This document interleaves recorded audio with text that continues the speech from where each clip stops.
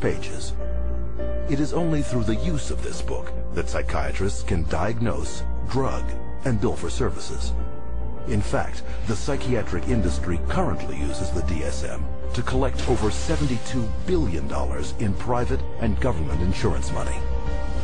The DSM is used to diagnose and then give a label, and the label is used for billing purposes. That's how they get paid. You have to have a term in the Diagnostic and Statistical Manual in order to then call it a disease and treat it as a disease and write a prescription for it.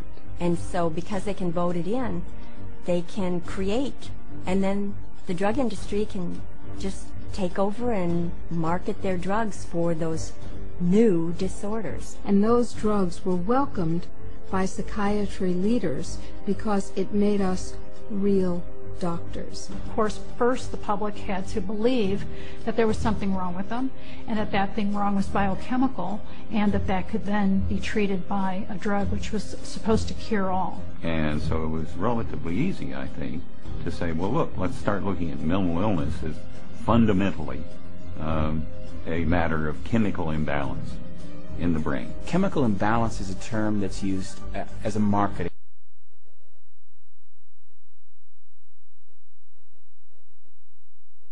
ploy, as opposed to anything that there's scientific evidence to support. Nobody has yet measured, demonstrated, or created a test to show that somebody has a chemical imbalance in their brain.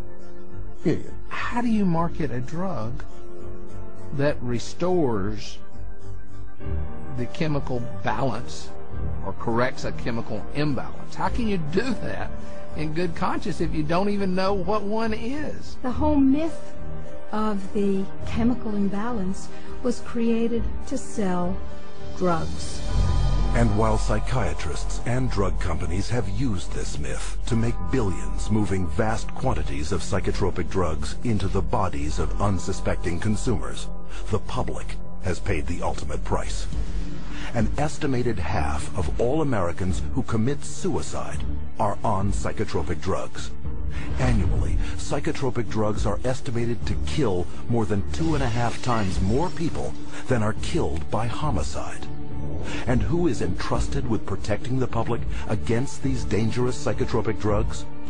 In the United States, it is the Food and Drug Administration, FDA, whose psychiatric drug advisory panels are dominated by psychiatrists who shuttle between the drug industry, academia,